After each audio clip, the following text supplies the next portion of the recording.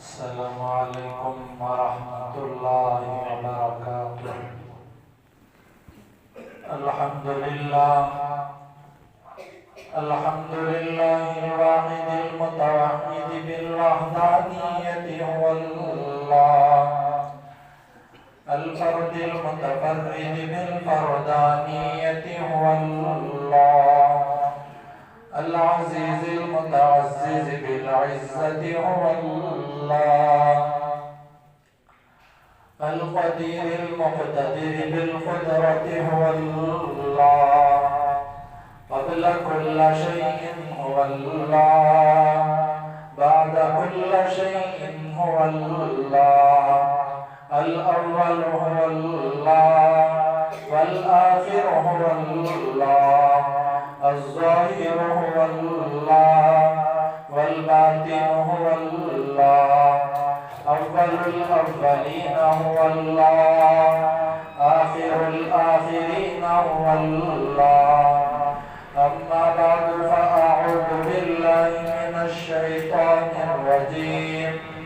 بسم الله الرحمن الرحيم. وأطيعوا الله والرسول لعلكم ترحمون.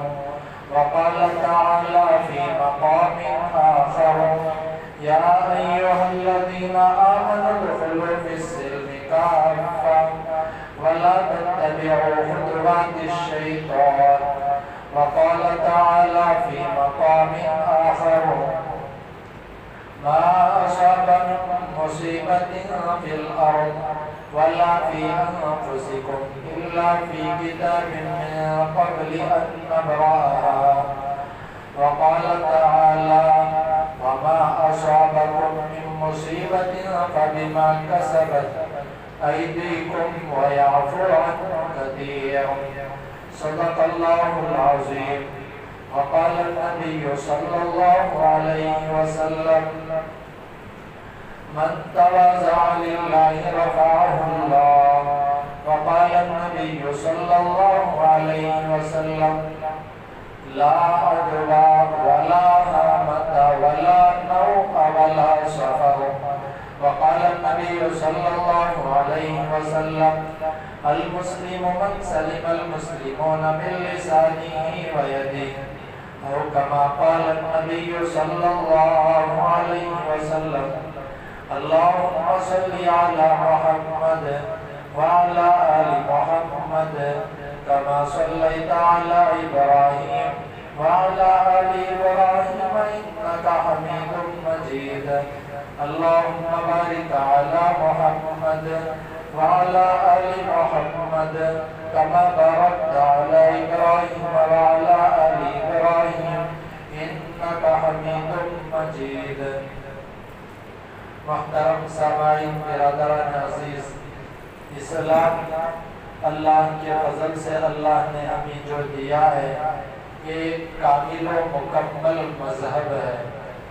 یہ مسلمانوں کے واسطے کامیابی کی زندگی گزارنے کے لیے ہر طریقے سے رہبری رہنمائی فرما کر ہے، اور کھلا کھول کر وضاحت کے ساتھ یہ بات بھی بتائی کہ تم اگر زندگی میں دنیاوی کامیابی چاہتے ہو تو تم ان کاموں کو کرنا اور ان کاموں سے اپنے آپ کو بچانا۔ اسلام نے کھول کر وضاحت سے یہ باتیں بیان فرمائی ہیں۔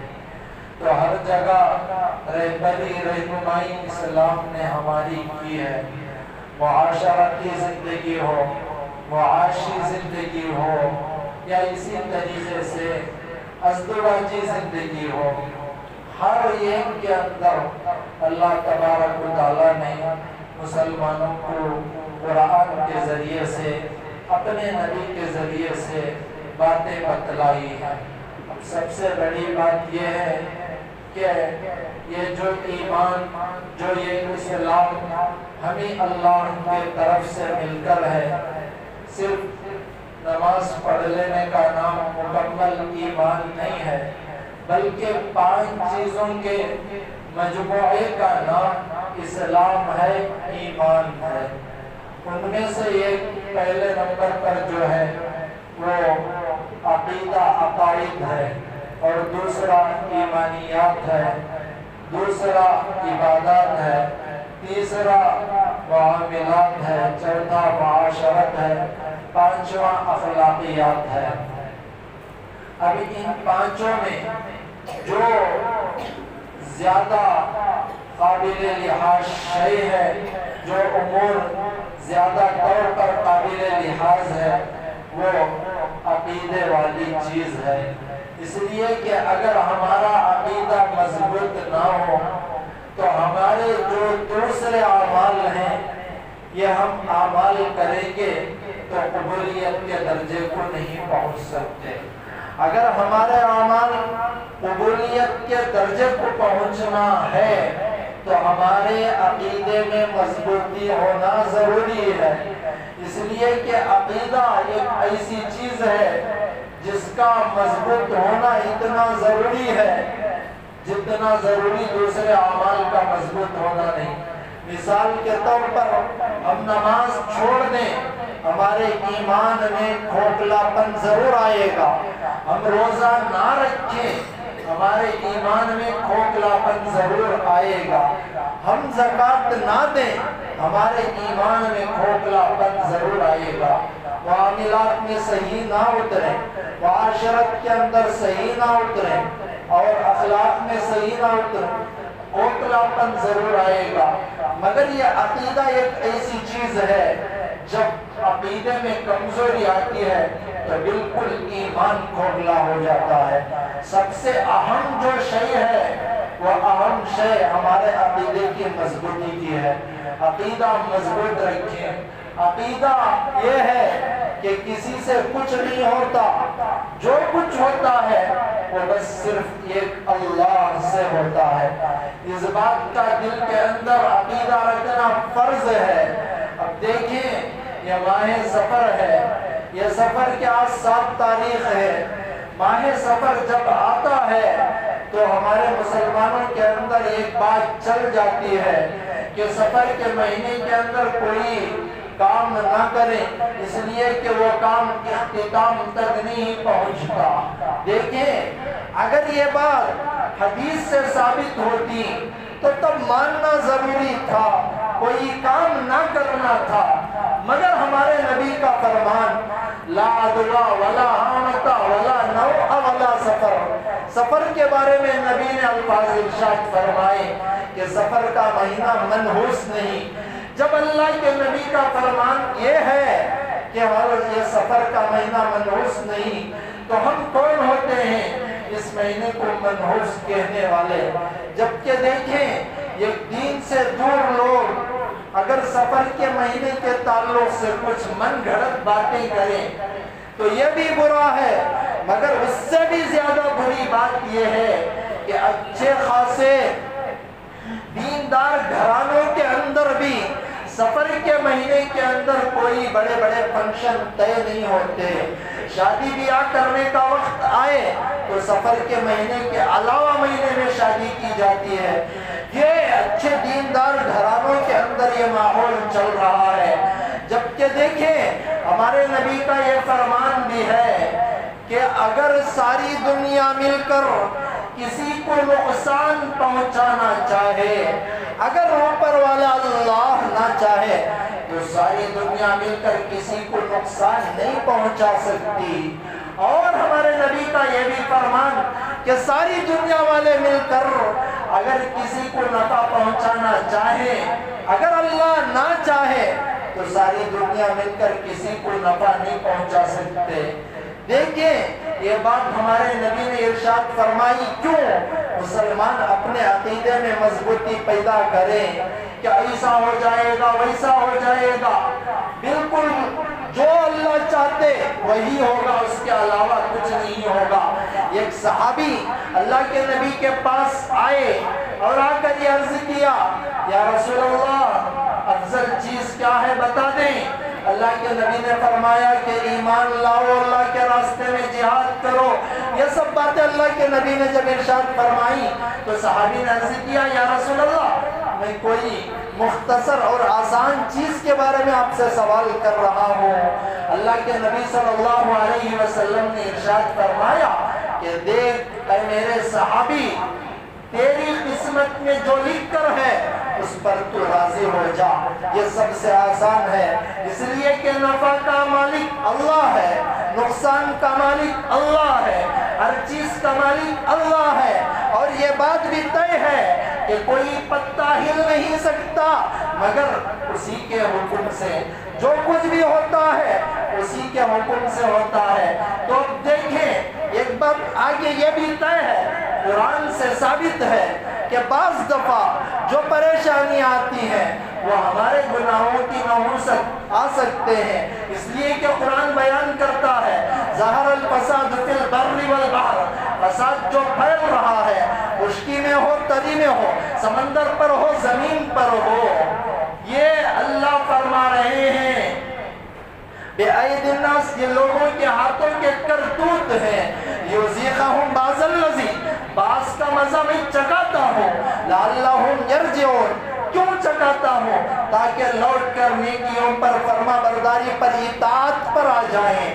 اب اللہ اور ایک جگہ فرما رہے وَمَا أَصَابَكُم مِّن مُّصِیبَةٍ، جو بھی مصیبت تمہیں پہنچتی ہے وَبِمَا كَسَبَتْ أَیْدِیکُم، یہ تمہارے ہاتھوں کے کرتوت ہیں، کرتوت تمہارے ہاتھوں کے جب ہوتے ہیں تو تمہارے واسطے مصیبتیں آتی ہیں، لَعَلَّهُمْ يَرْجِعُونَ، تاکہ تم لوٹ کر اللہ کے پاس، اللہ کی اطاعت پر، اللہ کی فرما برداری پر جم جاؤ، جڑ جاؤ۔ اب دیکھیں یہ جو عقیدے کا مسئلہ ہے بہت نازک مسئلہ ہے۔ زمانہ جاہلیت کے اندر کچھ ایسی باتیں چلتی تھیں کہ جب سفر طے کرنا ہوتا ایک پرندے کو اڑایا جاتا، پرندہ اگر سیدھے طرف اڑتا سفر جاری کر دیتے، اگر وہی پرندہ بائیں طرف اڑتا سفر منسوخ کر دیتے۔ اللہ کے نبی نے ان سب باتوں کو ارشاد فرما دیا، یہ سب من گھڑت باتیں، اور ان سب چیزوں سے اللہ کے نبی نے روک دیا۔ جب نبی نے روک دیا تو بات ختم۔ پھر ہم کون ہوتے ہیں کہ سفر کے مہینے کو منحوس کہنے والے؟ میں نے شروع ہی میں کہا کہ کوئی پتا ہل نہیں سکتا مگر اسی کے حکم سے، کوئی مصیبت آ نہیں سکتی مگر اسی کے حکم سے، کوئی اچھائی کسی بندے پر مسلط ہو نہیں سکتی مگر اسی سے۔ اسی لیے جو چیزیں، جن چیزوں پر ایمان لانا ضروری ہے اس میں یہ بات بھی ضروری والقدر خیرہ و شرہ، کہ اچھی تقدیر پر، بری تقدیر پر، اچھے حالات پر، برے حالات پر، ہر ایک پر تمہارا ایمان لانا ضروری ہے۔ اب دیکھیں میرے ساتھی، جب یہ سب چیزیں اللہ کی طرف سے طے شدہ ہیں تو ہم اپنے عقیدے میں ایک مضبوطی کو لائیں، اس لیے کہ اللہ فرما رہے ہیں یا ایھا الذین آمنوا ادخلوا، اے ایمان والو تم داخل ہو جاؤ فی السلم، اسلام میں، کافہ، یہاں کافہ کا لفظ نبی اللہ نے ارشاد فرمایا کہ پورے داخل ہو جاؤ۔ جہاں تم نماز پڑھ رہے ہو، جہاں تم زکوٰۃ دے رہے ہو، جہاں تم روزہ رکھ رہے ہو، جہاں تم صدقہ خیرات کر رہے ہو، وہیں تم اپنے عقیدے میں مضبوطی پیدا کرو، وہیں تم اپنے معاشرات کو ڈھنگ کر لو، وہیں تم اپنے معاملات کو سدھار لو، وہیں تم اپنے اخلاقیات کو درست کر لو۔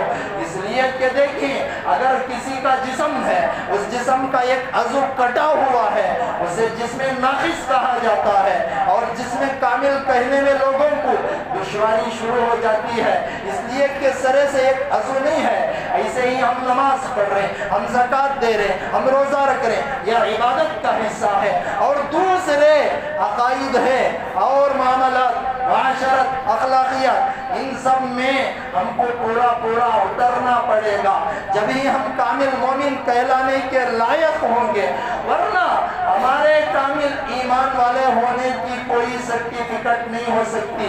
ایمان والے تو ہم ہو سکتے ہیں مگر کامل ایمان والے ہونے کے واسطے ضروری ہے کہ ان پانچوں چیزوں پر تم کو جمنا ضروری ہوگا۔ تمہارا عقیدہ بھی درست، تمہاری عبادتیں بھی درست، تمہارے معاملات بھی درست، تمہاری معاشرت بھی درست، اور تمہارے اخلاقیات بھی درست۔ اب دیکھیں عقائد یہ بھی ضروری، عبادت یہ بھی ضروری، اور آگے معاملات یہ بھی ضروری، اور معاشرت یہ بھی ضروری، اخلاقیات یہ ہر وقت ضروری ہے۔ اور اخلاقیات کا جو تعلق ہے یہ 24 گھنٹوں سے بھی ہے، تنہائی میں ہو، اجتماعی طور پر ہو، انفرادی طور پر ہو، سب کے سامنے ہو، ہر وقت ہمیں اپنے اخلاق دکھلانا ضروری ہے۔ ہمارے نبی محمد رسول اللہ صلی اللہ علیہ وسلم نے باریک باریک چیزوں کو، جس کو لوگ اسلام کا حصہ نہیں سمجھتے، ایسی چیزوں کو بھی اللہ کے نبی صلی اللہ علیہ وسلم نے کھول کر بیان کر دیا کہ یہ بھی اسلام کا حصہ ہے۔ نبی کا ایک فرمان یہ بھی ہے کہ دیکھو ایمان کے 70 سے زیادہ شاخیں، ان میں سب سے افضل لا الہ الا اللہ محمد رسول اللہ صلی اللہ علیہ وسلم کہنا ہے، اور ایمان کا سب سے ادنا جو درجہ نبی نے بیان فرمایا، وہ درجہ نبی نے یہ ارشاد فرمایا کہ راستے میں اگر کوئی تکلیف دہ چیز ہے تو اسے اٹھا کر پھینک دو، یہ ایمان کا سب سے ادنا درجہ ہے۔ اگر مسلمان ہے سامنے کوئی چیز پڑی ہوئی ہے اٹھا کر نہ پھینکے تو اس بات کی دلیل ہے کہ ادنا ایمان بھی ہمارے دلوں کے اندر نہیں ہے۔ اکابرین یہاں تک بھی فرما کر ہیں جس طرح راستے سے تکلیف دہ چیز کا اٹھا کر پھینک دینا یہ ایمان کا حصہ ہے، راستے میں تکلیف دہ چیز کا ڈالنا یہ کفر کا حصہ ہے۔ اتنی چھوٹی بات بیان کی کہ دیکھیں ہم نماز پڑھ کر نکل رہے ہیں اور سامنے راستے میں ہم کوڑا کرکٹ ڈال رہے ہیں، کوئی غیر مسلم ہم سے سبق لینے آئے تو نماز کو دیکھ کر سبق نہیں لے گا، ہم جس راستے میں کوڑا کرکٹ ڈال کر راستے میں گندگی نجاست غلاظت پھیلا رہے ہیں اس کو دیکھ کر وہ سبق لے گا، پھر ہمارے اسلام کو ہم ہی ان کے سامنے بدنام کرنے والے ہوں گے۔ تو ساتھیوں اخلاق سیکھنا پڑتا ہے، زندگی سیکھنے میں گزر جائے گی۔ کتابیں تو بڑی بڑی آج بھی موجود ہیں، بڑی بڑی کتابوں پڑھ لینے سے، ڈگریوں کے مل جانے سے انسان مکمل طور پر انسان نہیں بنتا، کسی کی صحبت میں رہ کر تربیت پانے سے وہ انسان بنتا ہے۔ اس لیے ہر وقت سیکھنا پڑتا ہے۔ میں عالم بن گیا، بڑا بن گیا، یہ خیال دل میں آئے گا تو یہ سب سے اللہ کو ناپسندیدہ چیز ہے۔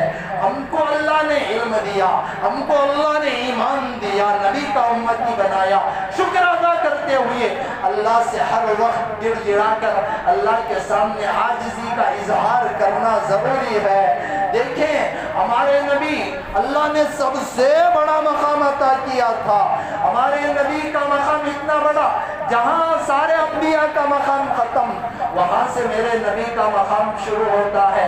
ایک مرتبہ ایک جنگ کا یا کوئی اور موقع تھا، لشکر ایک جگہ سارا کا سارا خیمہ ڈالا ہوا تھا، سب کے سب بیٹھ گئے تھے، خیمہ بن چکا تھا، سب کے سامان رکھ دیے تھے۔ ایک صحابی جن کا نام غالباً خباب بن منذر ہے اللہ کے نبی کے پاس آئے اور اللہ کے نبی سے فرمایا یا رسول اللہ سارے کے سارے خیمہ ڈال چکے ہیں، آپ بھی خیمہ ڈال چکے ہیں، یہ سارے کا سارا خیمہ یہاں سے اٹھا کر دوسری جگہ شفٹ کر لیں، دوسری جگہ ہم رکھ لیں۔ اب دیکھیے اگر ہمارا شاگرد میرے پاس پڑھنے والا آ کر یہ کہہ دے ہم سارے ڈس رکھ چکے، سارا بندوبست کر چکے، اس کے بعد ایک چھوٹا شاگرد آ کر کے حضرت یہ اٹھا کر وہاں رکھ لینا بہتر ہے، یہاں سے تم اٹھ جاؤ، ہم کہہ دیں گے جا بیٹا جا۔ پورے بیٹھنے کے بعد بولیا، پہلے ہی بولتا۔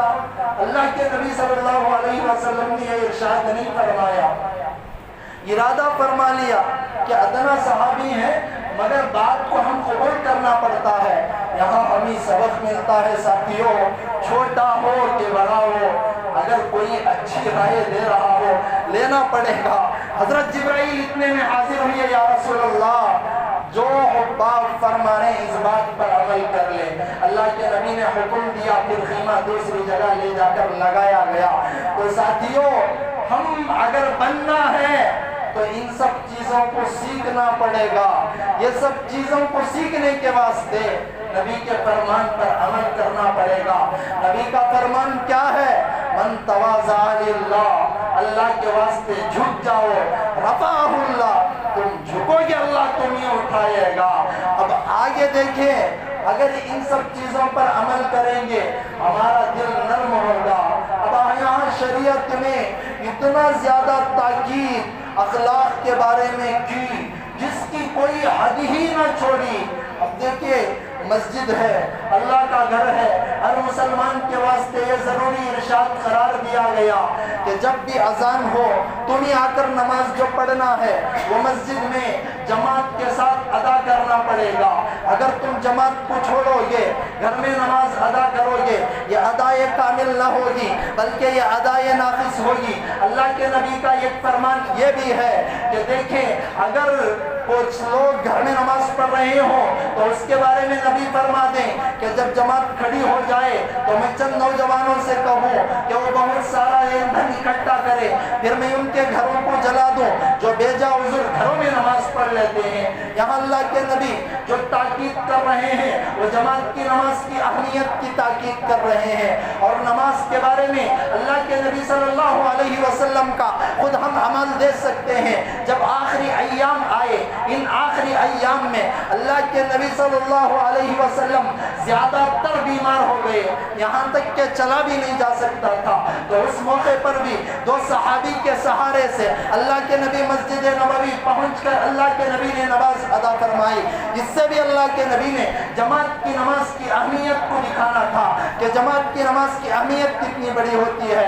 مگر فقہا کا متفقہ فیصلہ یہ بھی ہے کہ اگر کوئی بیمار ہو جائے، ایسی بیماری جس بیماری کی وجہ سے دوسرے کو تکلیف پہنچنے کا، اذیت پہنچنے کا مسئلہ پیدا ہو رہا ہو، تو ایسے موقع پر فقہا کا متفقہ فیصلہ ہے کہ وہ مسجد میں آ کر نماز ادا نہ کرے، وہ جماعت کی نماز کو چھوڑ دے، جبکہ جماعت کی نماز کے فضائل اتنے بڑے، ان سب فضائل کو چھوڑ کر وہ گھر میں نماز ادا کرے۔ فقہا یہ بھی فرماتے ہیں کہ اگر وہ جماعت کی نماز ادا کرنے کے واسطے مسجد کے اندر آئے اور مسجد میں نماز جماعت سے ادا کرے، جس کی وجہ سے اس کے بازو والوں کو تکلیف ہو جو ساتھ میں کھڑے ہوتے ہیں، تو فقہا فرماتے ہیں اس نے گناہ کا کام کیا، اسے گناہ ہوگا، حالانکہ نماز پڑھ رہا ہے، جماعت کی پابندی کر رہا ہے، بیماری کا عالم ہے،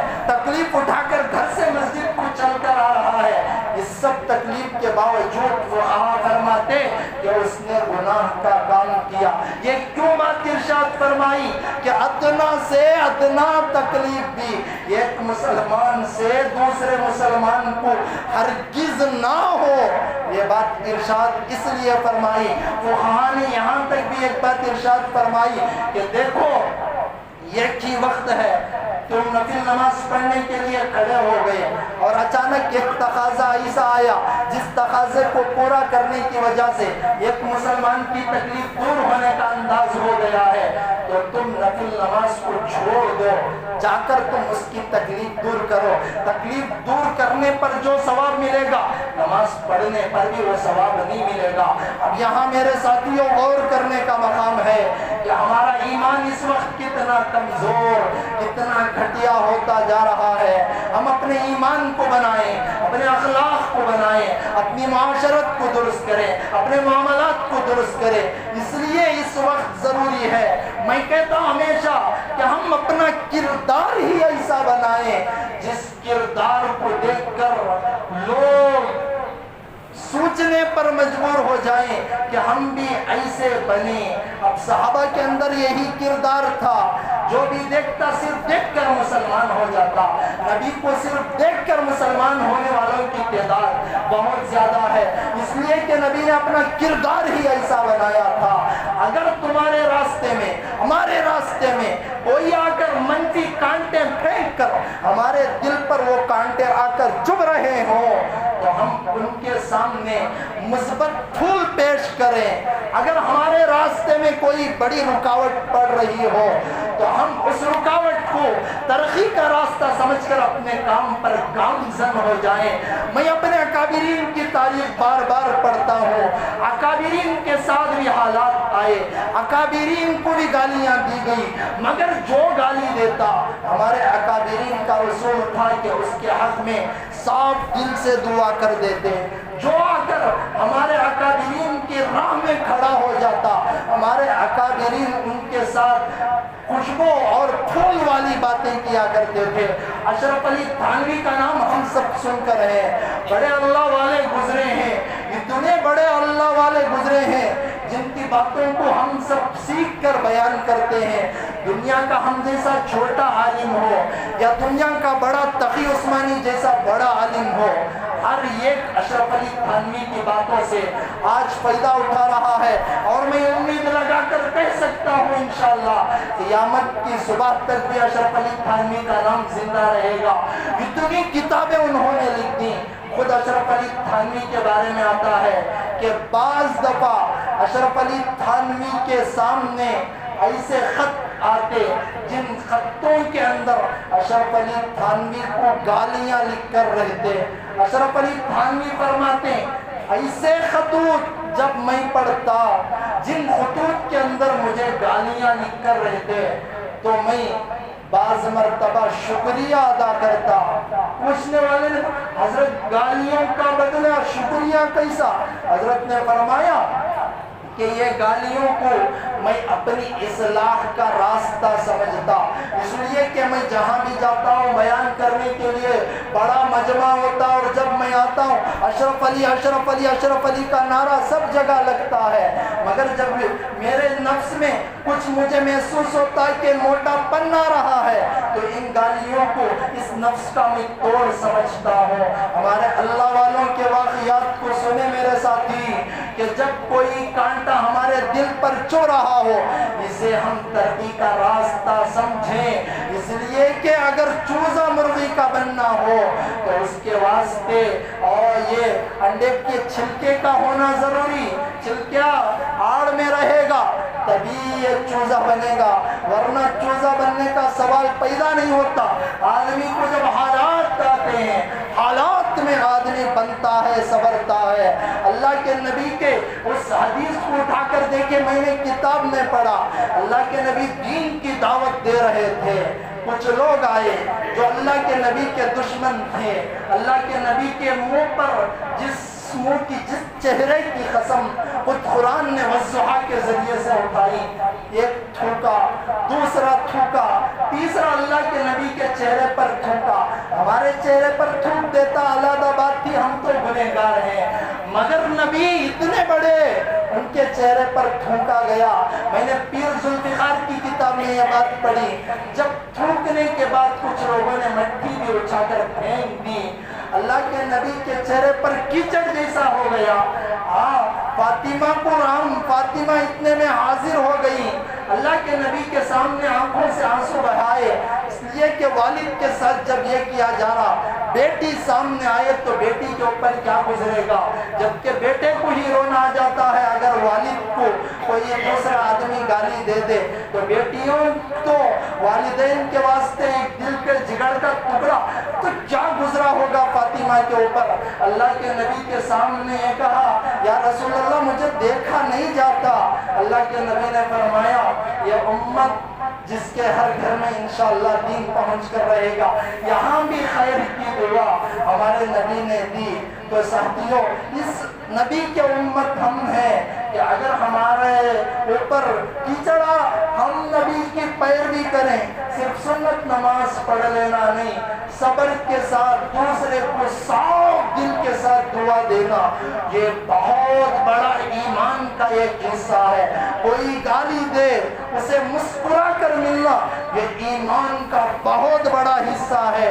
یہاں تک کہ میں نے اکابرین کی باتوں کو پڑھی کہ اگر کوئی کونے میں کھڑ کر 10 رکعت نفل پڑھ رہا ہو اور ایک وہ ساتھی ہے جو اپنے ساتھیوں کی گالیوں کو سن کر اس کے حق میں سچے صاف دل سے دعا کر رہا ہے، 10 رکعت نفل پر بھی وہ ثواب نہیں ملے گا جو ثواب صاف دل سے گالیاں کھا کر دعا دینے پر ملتا ہے۔ تو ساتھیوں یہ اخلاق سیکھنا ہے، اخلاق سیکھنے کے واسطے ان اکابرین کی تاریخ کو سننا، پڑھنا، سمجھنا، دل کے اندر اتارنا، اس پر عمل کرنا سب پڑتا ہے۔ اللہ ہم سب کو، ہم خصوصاً ہم سب کو ہمارے اکابرین کی، اشرف علی تھانوی جیسے اللہ والوں کی پیروی کرنے کی اللہ ہمیں توفیق عطا فرمائے۔ آمین و آخر دعوانا الحمدللہ رب العالمین۔